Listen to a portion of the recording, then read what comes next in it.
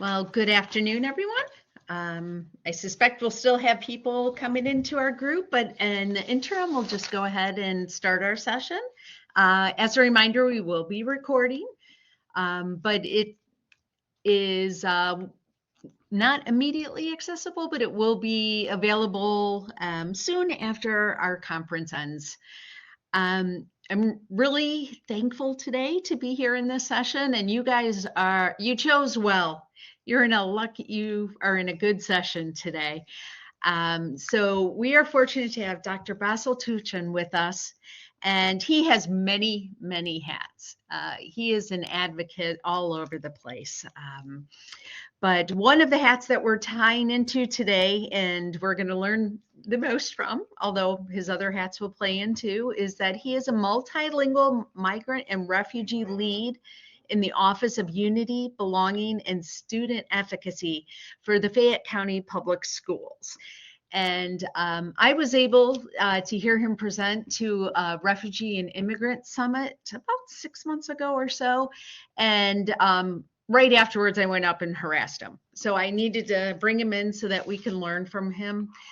He has his MD. He puts his experiences that he's learned throughout his life into that which he teaches. And I just think basically this presentation for us is just a giant gift. So look forward to hearing from him. And thank you so much for being here with us today, Basel. Thank you, Amy. You're too kind. I greatly appreciate the invitation. I greatly appreciate you all being here with me today. I hope your conference experience has been great so far. I have no doubt Amy has been amazing in organizing this entire process. So thank you for being here with me. Let's start. So my session title today is Opening Doors. And as she said, first, let's do like a quick name, place, intention so you know who I am. My name is Basel Touchan. You see the pronunciation on the screen. My pronouns are he and him. My place, I was born in Syria. I grew up there, lived there primarily for the first 20 years of my life, 22 years of my life. Then I moved to the United States back in 2013. I have a lot of family in New England, so Massachusetts is home. Boston area is where I go for Christmas, where I have most of my family. I lived in North Florida for a year, and I've been calling Kentucky my old Kentucky home since 2016. My intention for today is to grow together.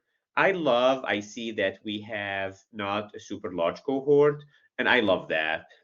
I love sessions that are sweet and intimate. I don't want to be talking at you. I want to be talking together. So you'll see there will be a lot of slides where I want us to talk, discuss, learn from your experiences, share some of my experiences so we can grow together. Second of all, I don't know if this, when you look at this picture, if this describes how you feel like some days. In Arabic, we have a saying that you can't carry more than one watermelon at a time because it's they're heavy, they're hard to maneuver, they're easy to drop and break, and we feel it in the K-12 education system. I'm sure you all feel it in the public library system, how oftentimes you're pulled from so many ways, and it feels on a daily basis that you're carrying so many watermelons. And on top of that, it's sometimes you read stuff and you hear stuff about how the concept of a public library, it's so amazing and interesting to me. Like when I think a public library is a place where everyone is welcome. I mean, it's I remember when I first moved to Kentucky, to Lexington, and I didn't have at the beginning I didn't know a lot of people, I didn't have a lot of connections, and I was still studying for my medical boards and whatnot. And the public library, I don't know how familiar everyone here. I know we have folks from all over the state with Lexington, but the central location of the public library on Main Street was a place that I've went to a lot to study there. It's a gorgeous building. You have people from all sorts of people always there.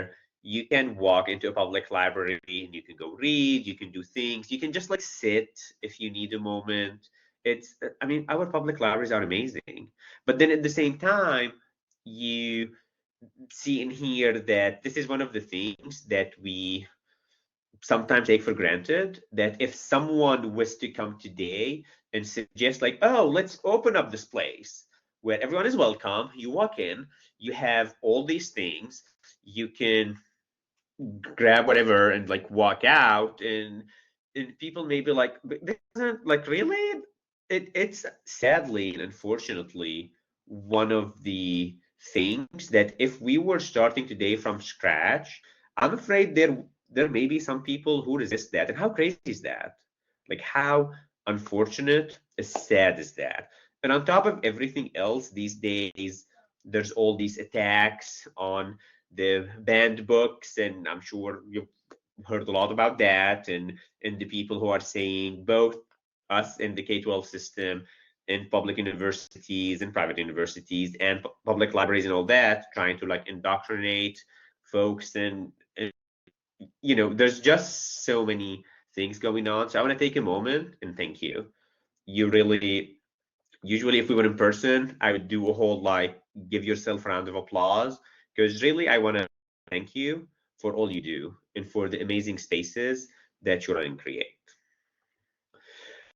Third of all, and last thing before we jump in, every time I do a session or have some conversations, I want to have some like general conversation norms. Stay engaged. I know it's a virtual conference and sometimes folks have like other commitments and they may be doing other stuff, and I fully understand and respect that. But as much as possible, let's try and stay engaged. I know that when I'm going to be speaking, I'm going to be speaking my truth. I hope that you all would do the same. Whenever we have some conversations that help us grow, we may experience some discomfort. That's okay. It's kind of like when you go and exercise or go to the gym, like, no pain, no gain. And expect and accept lack of closure. No, we're not going to be able to solve all the issues and find all the solutions in 45 minutes. But conversations like this are really precious and priceless, because we all do so many great things, and sometimes it's easy to be siloed in what we do. So it's great to come, brainstorm, talk, and grow together. So what are our learning outcomes today? We want to discuss the challenges faced by libraries and their newcomer and emerging multilingual patrons. We want to delve into some behavioral psychology and motivational theory principles. And we want to brainstorm strategies and gain tools to authentically engage newcomer and emerging multilingual patrons. And with that, I want to open with a question, and you can feel to either drop your answers in the chat, or you can unmute. That's okay too. What are some of the challenges that are faced by newcomers and emerging multilingual when accessing public libraries? Whether that's something you've personally experienced in your work, or whether that's, like in theory, working with these populations, doing these populations. What challenges come to mind?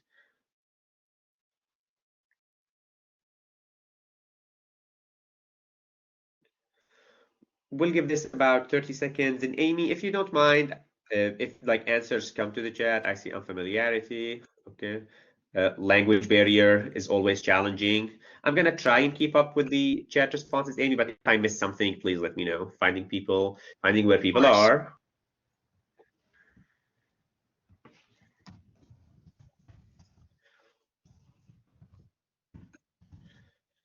I work in a rural area, so transportation is challenging.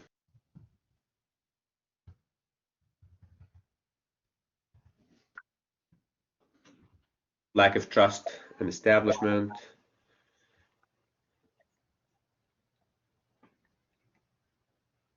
Yeah, so I kind of tried to take a guess at some of the things that will come up. I see we have a lot of crossover here. There's the transportation was mentioned.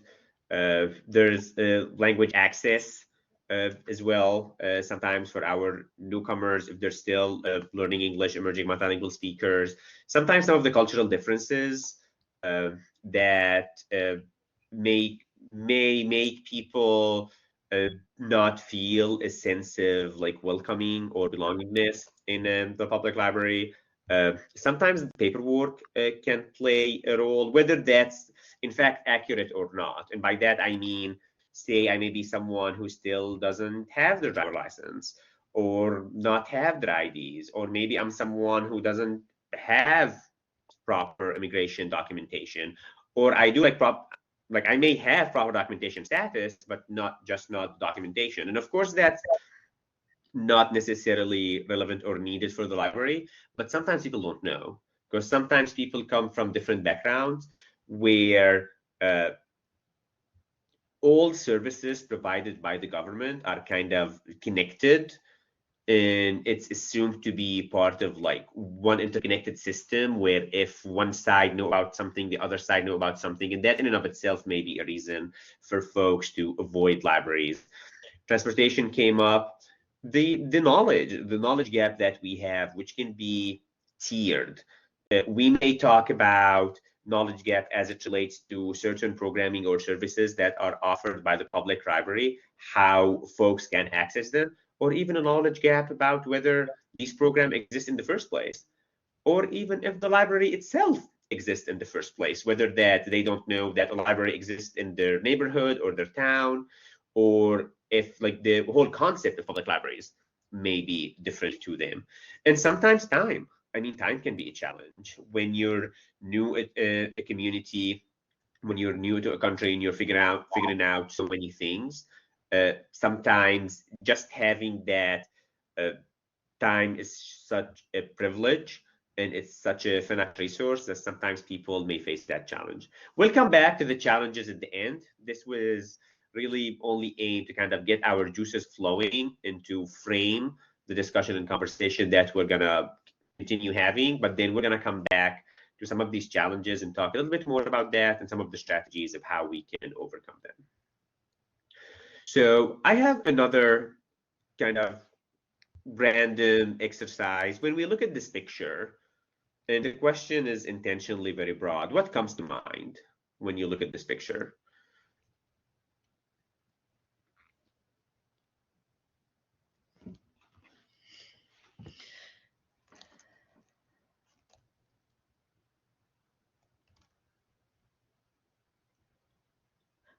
Fun.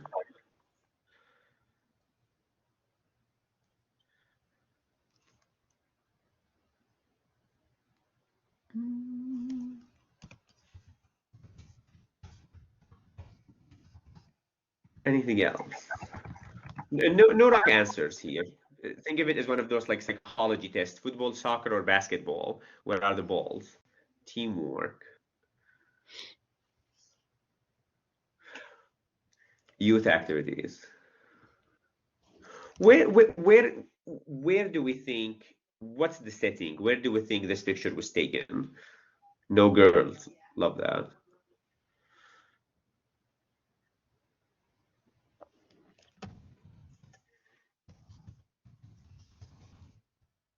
Any guesses on what's the setting here?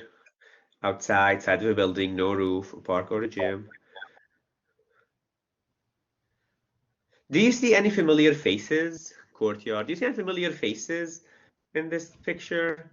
This is, I think you all should be able to see the hand on the screen right now. This young guy in the white hat, that's me. That's me in fourth grade. This was me in my hometown of Aleppo in Syria. Often, I use this picture. I recently was presenting in the Kentucky Association for School Social Work Conference, and it was a larger presentation. So I did the thing at the beginning where you kind of do like a short like life story, talk about your journey, where you started, how you got here, and you know there was a point in that for the presentation, and it's also supposed to help build the connection with your audience. Since we have a shorter time together, I figured I would forgo that. But when I was using this picture for that presentation, it stood out to me for multiple reasons. A, you look at this picture and you see like such a lack of diversity around gender. like Amy said, around race. But then in Syria, race-wise, it's pretty homogeneous society.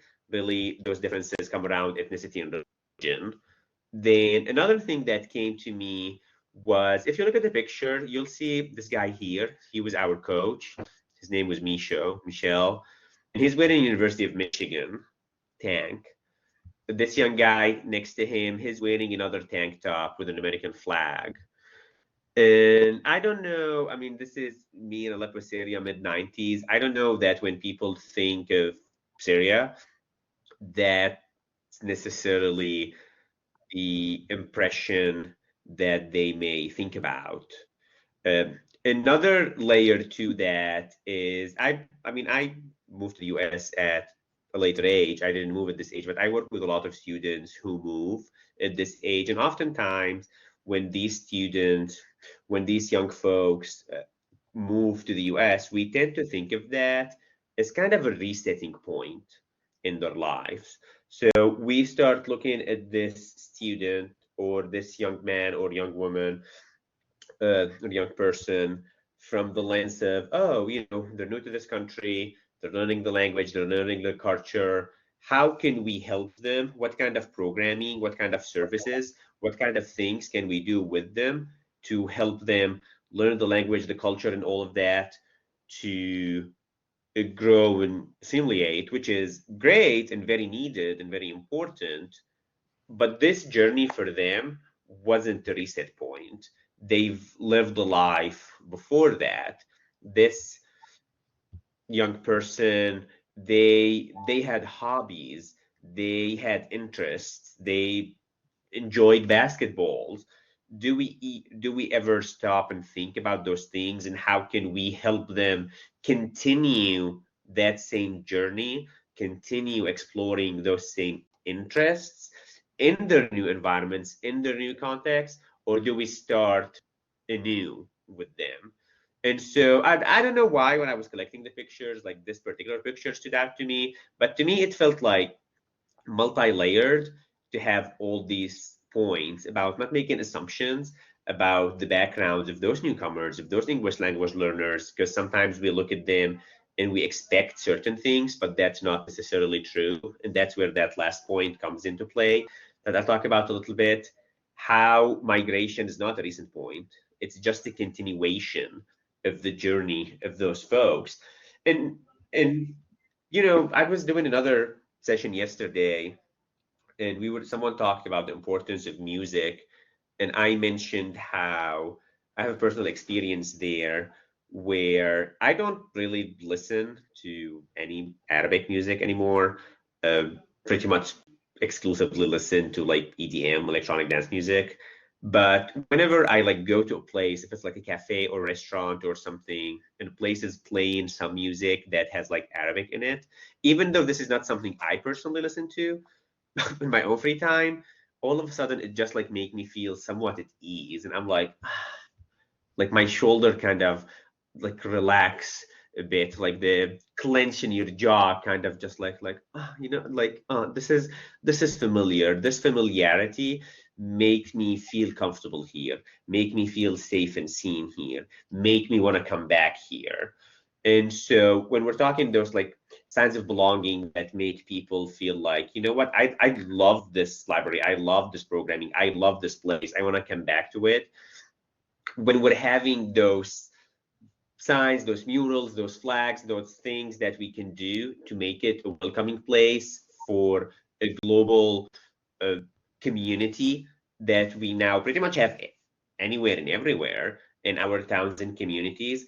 It's not just like a check mark, it really has that large effect of like, um, that's like, um, I belong here. Like I, I feel seen here. And this is really ties to that whole when we're working, whether with young folks or their parents, guardians, people who work with them, that like cultural sensitivity versus cultural competency versus cultural humility. I know these terms oftentimes get like intermixed, but they build on one another. Originally, when these terms started kind of like getting used and being out there, the cultural sensitivity was the first concept that came about. It's the foundational level. It's being aware of cultural differences without necessarily understanding them in depth. So, for example, sometimes people know that people uh, who grew up Muslims or who transcribed to the religion of Islam, sometimes you have people of the opposite genders not wanting to have physical touch or shake hands. So sometimes if I'm a male library worker, I may avoid shaking hands with female library patrons, for example, or anyone who comes from Syria. However, because that's something I know, and that's true in some cases, but where the cultural competence piece come into play is having actively seeking and having that knowledge about the other cultures and people in our community, and knowing that sometimes not everyone who's from Syria is Muslim necessarily. I was raised and grew up Christian, and that's something a lot of people don't know. And so that particular piece now is not a factor, and quite the opposite. If I come into the library and I see that the library worker shook someone's hand and not the other, someone else's hand, and then not shook my hand, I may be offended and be like, well, wait a minute, do they think like what? Like, do they not respect me? Do you think like my hands aren't clean? Like what's going on there? And so sometimes in us trying to be inclusive and being culturally sensitive, if we don't have that extra level of it, we may avoid certain behavior that backfire. But then sometimes having that cultural competence of knowing, there are different religions, there are different people, follow the religious traditions to different extents. That's the competence. And you build on that with the cultural humility piece, because the cultural humility is recognizing, even knowing that, people from different communities may have different traditions, different religions, different cultures, different costumes. Well, think of your own surroundings, the people that you know. Does everyone who go to your church, community center, sports club, like whatever, are they all the same? Do they all act the same? No, we're all different. So the cultural humility is knowing, as much as I can get to know the different cultures and people in the community around me, I'll never be able to know fully each individual. I just need to have some of that understanding and then be able to follow the cues of those other people who I'm working with, seeing them as individuals. And that's very important piece. That once we approach those newcomers, those emerging multilingual speakers from that lens, when they're in our libraries, that's when they will feel uh, seen, and that's where we're more likely to build that authentic relationship with them, where they can keep coming back, because our libraries are amazing resources. Like these populations at the beginning, they have so many assets and talents, but there are so many areas where they can need help, and in a lot of those areas the libraries can be an amazing resource. So it's such a sad waste when that bridge isn't there. And approaching that population from that cultural humility lens, it can build such a strong foundation for that bridge. So I have a quick scenario, quick example about the family from Peru. It has a mother, a father, and two children. They recently moved to your neighborhood. Alvaro, their 5-year-old son, he exhibits some challenges when he interacts with his teachers in his schools. He often turns his back, he shows unresponsiveness, and although he can be reserved and withdrawn, Alvaro is generally respectful and well behaved. Within the schools, there are other two families who also originate from Peru. Alvaro's family is warm and amiable. The the father has a pretty good command of English. The mother is kind of limited, but oftentimes she's the one who keeps coming to school for the meetings, the pick up, the drop off, and duties and whatnot. Now, my question to you all is that the school, the guidance counselor, the teacher, the principal, like they're coming together and they're trying to support Alvaro as much as possible. And they were like, you know what, Alvaro, we're supporting him as much as possible while at home, but when he's outside in the community, he also need a lot of support. And you all have a public library that's down, like it's down the block. There's a public library. If you I highly recommend that you go there so Alvaro can spend some time in his free time on the weekend, because we think that will help build him up and support him. What kind of support can your library offer Alvaro? And again, kind of like earlier, whether you want to unmute or put it in the chat, please feel free, whatever's easiest. How can your library support someone like Alvaro and his family?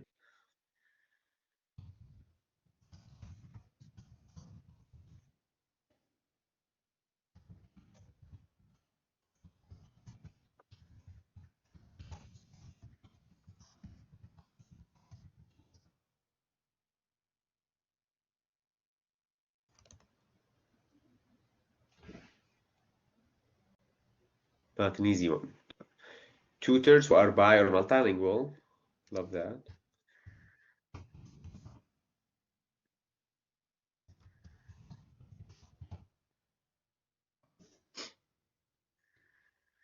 What else? What other things can we offer Alvaro?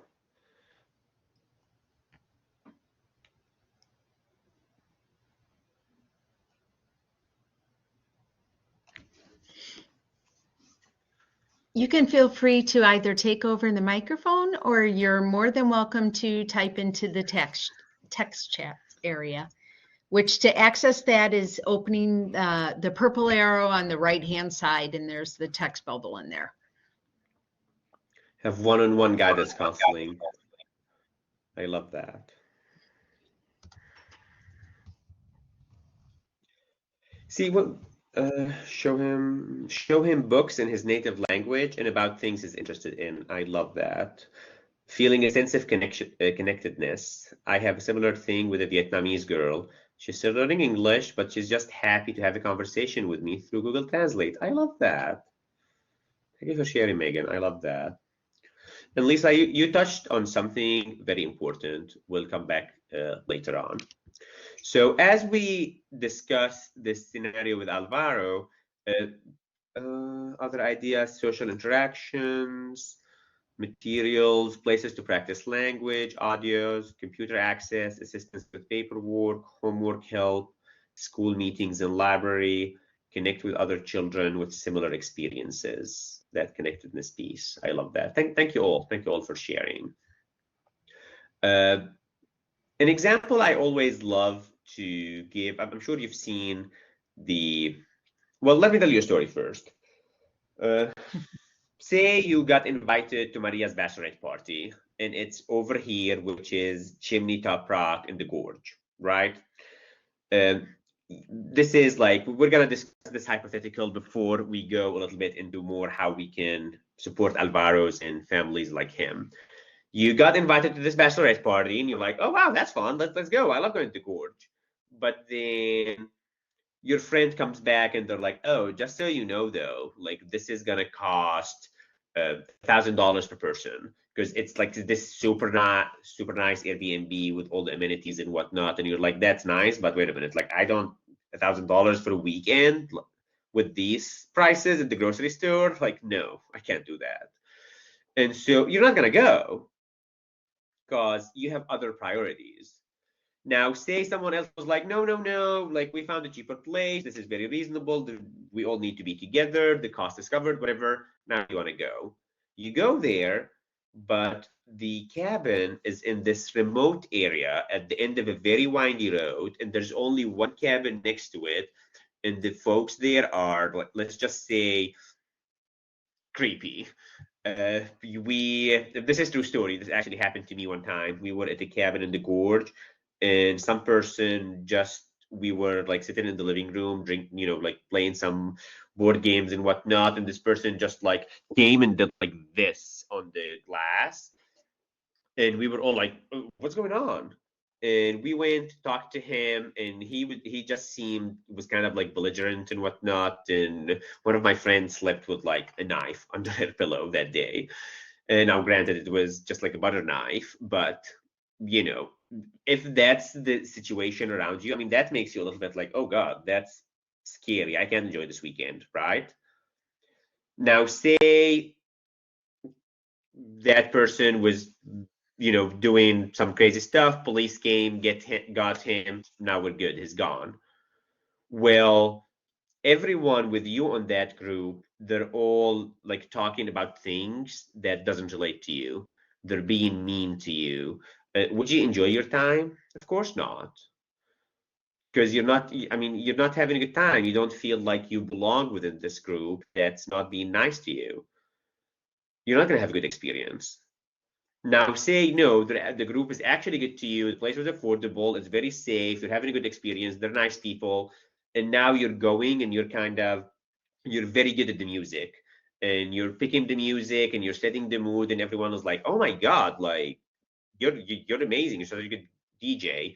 Or for breakfast, you made your like breakfast casserole, and everyone that's my signature whenever I have a cabin weekend, and everyone's raving about your breakfast casserole. That makes you like feel real good about yourself, right? And it's probably gonna be a really nice weekend.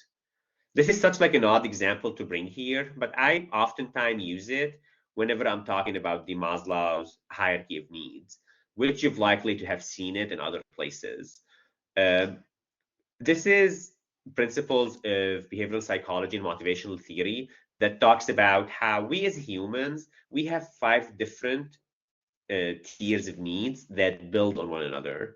First, we have our physiological needs. We have to have food, we have to have water, we have to have air, shelter, all those things. And without them, we can't focus on like anything else. We can't be the best version of ourselves. Once we have that, the second layer is our safety needs. We have to feel safe because without that, you can't focus. You're just always on like high alert and you can't focus on anything else.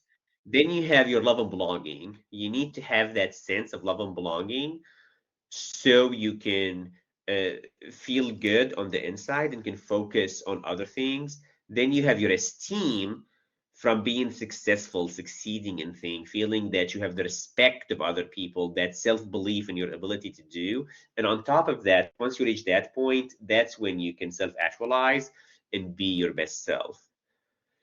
Oftentimes, what I see in a lot of community service providers or within the school districts is that when we work with the populations of newcomer or English language learners, sometimes we forget the foundational stuff, and then we're surprised that they're not coming to the programming, they're not attending schools regularly, they're not achieving in schools, but it's like, well, we're not covering the basics. But then, even when we start focusing on the physiological, the safety, and the love and belonging, oftentimes we stop there. We're connecting families to services. They are safe. We are providing a safe environment in the school or the library where they don't have to feel scared. We are having those belongingness signs, those murals, those flags from the countries where our communities are from, so they feel like they belong here. But then they come to the library and the resources are there, but they can't access them because they don't know how, because the instructions are not in English or it was never explained to them, or all the services that they're receiving is one way.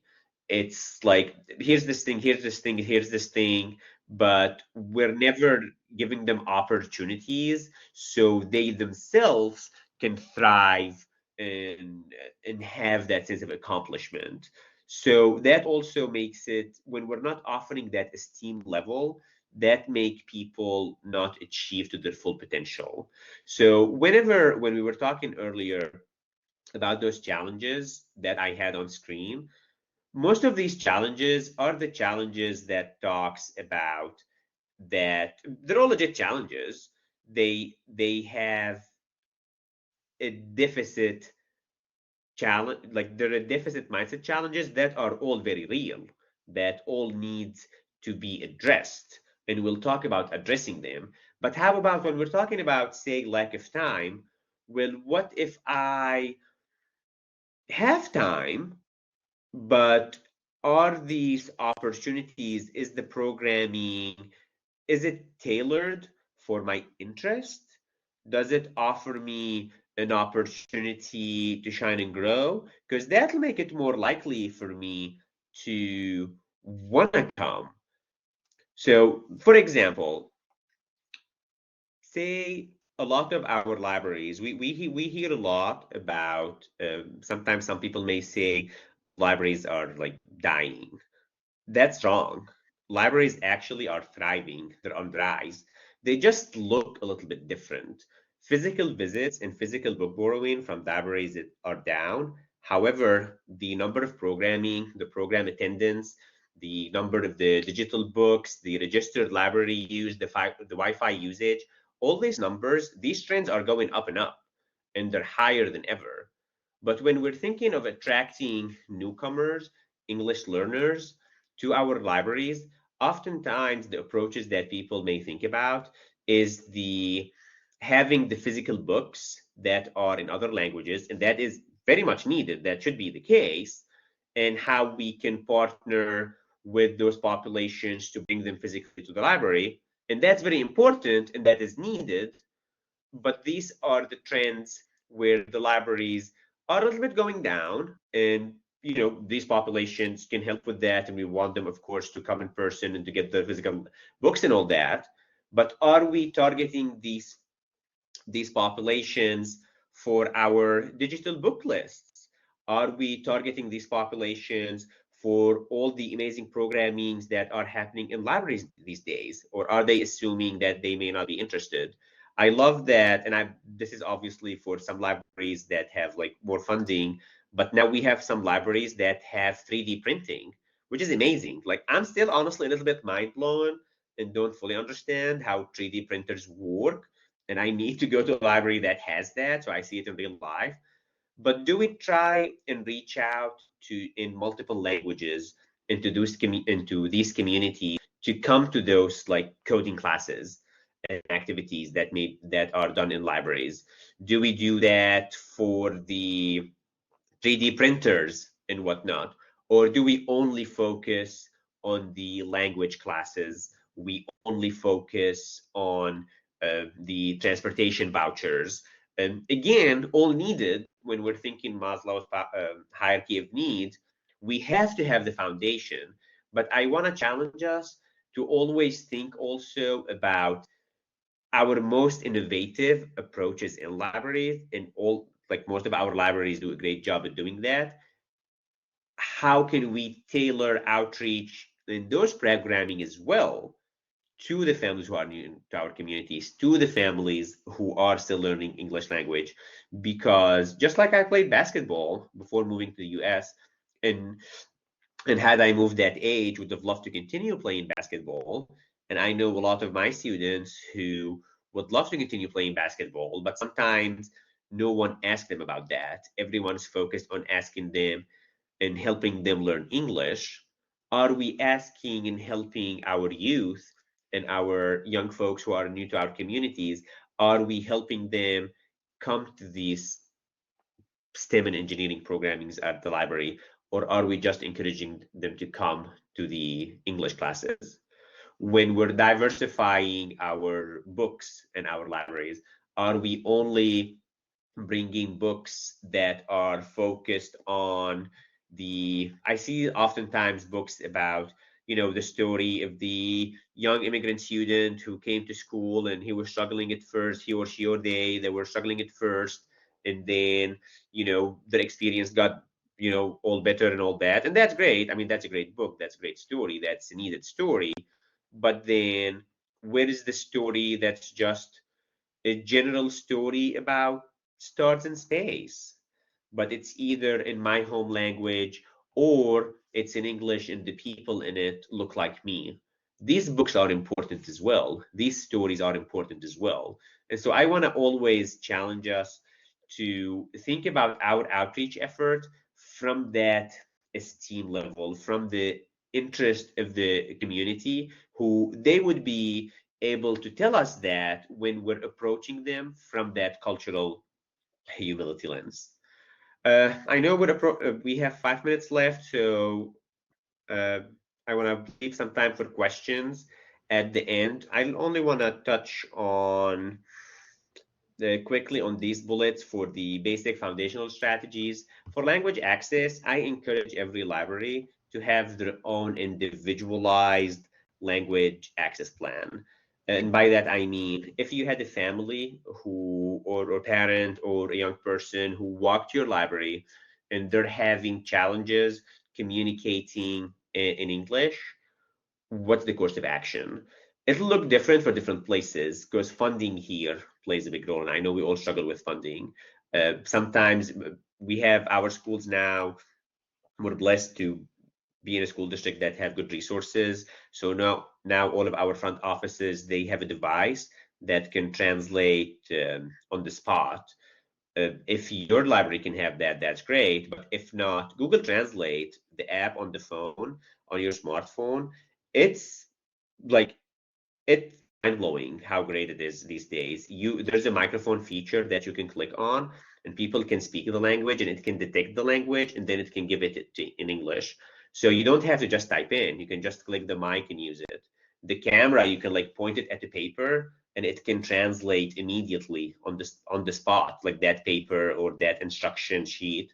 So based on the resources that you have, whether that's having fancy devices, specific individual who speak certain languages, if you have access to some of those interpreting like over the phone, or just simply having Google Translate. What does that look like? Does everyone who work and volunteer in the library know about that? And speaking of volunteering, oftentimes those English learners, newcomers to our community, they're actually looking for opportunities to learn the community. They're actually looking for opportunities to improve their English skills. They're actually looking for opportunities, sometimes as requirements for certain benefits programs, to do community service. So are we tapping into this community to not just come receive services, but come volunteer in our libraries? Because that also can be an amazing resource. Uh, since we're at 2:43, I'm seeing here we pretty much covered all of that. I want to leave some time for questions. If anyone has any questions, they want to put them in the chat, or if they want to unmute and share their questions, the floor is yours. And if anyone has any other strategies or approaches they would like to share them, or certain strategies or approaches that they tried and they faced some challenges, so they had to like switch things a little bit, and then that worked or didn't work, please, like, would appreciate that. I really like how you've talked about an additional level of services that, and aligning it up with Maslow's hierarchy of need. It's easy to get stuck in one layer of need, and so it's a very good reminder to us too. One thing specifically that really stood out to me was the individual access plan, and I think something easily we could do is have the apps downloaded on every phone and iPad and whatever communication or electronic device we have on the floor. And that's just, I love that. So I'm definitely, that alone, I'm going to keep bringing up to people, and I'll mention to the directors too. Perfect, thank you. Because I see that even at our schools all the time, that usually there's one person who kind of wears the hat of being the person who's helping families and whatnot, but then, one day they may be out or something may happen and they may leave, and then the entire structure goes through. So just having a plan in place that everyone follow is key. Yeah, I like that.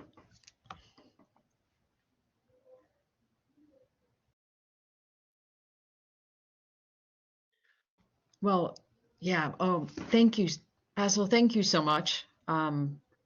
Even though I've heard you before, I still have more things to dig into. Thank you, Amy. I greatly appreciate you. I appreciate you inviting me here today. It's wonderful. Thank you so much for doing all this.